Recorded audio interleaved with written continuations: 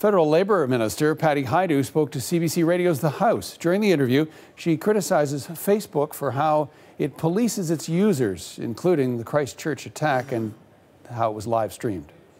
For me, just as an elected official, feeling really, really frustrated reporting comments either on my page or on other pages that have called for violence against one group or another, reporting that to Facebook like a good citizen and getting the message back that it doesn't violate Facebook's community standards. Well, that's so not okay. So you've had that happen? I have personally had that happen recently. You know, and I know that the concept of free speech comes up, but like there is a line, and I think when we're inciting hatred towards other groups of people in society, it's not good for anyone. So I think we have to have a much deeper conversation about how we're going to manage this.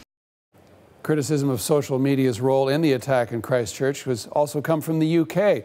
Dominic Velitis has been tracking the latest from our London bureau and joins us once again. Dom, let's talk about who we're hearing from today, the UK Home Secretary, and what's he saying?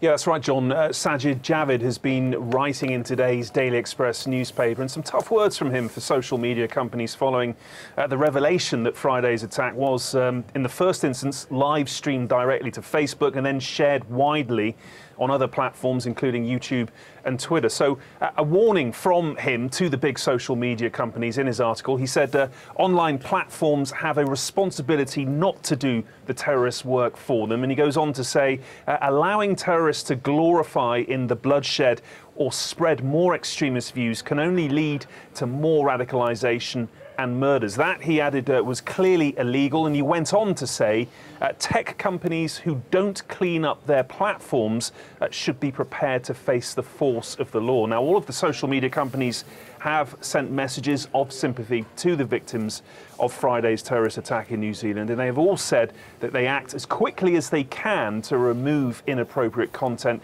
when it surfaces. But some say they're simply not acting quickly enough. When we look specifically at the Facebook video of yesterday's killings, it has been reported that it was viewed some 23,000 times in the space of just 1 hour. And by the time it was taken down, nearly 240,000 people had viewed it. But of course, it didn't end there. Several hours after the attack, the footage was still being shared on various social media platforms. So it is a big problem. It has been for some time now. In fact, the UK government is due to publish a delayed white paper on online harms soon, which, among other things, John, will impose legal restrictions on online platforms for hosting inappropriate content. And that essentially is what Sajid Javid is referring to in his article for today's Daily Express newspaper.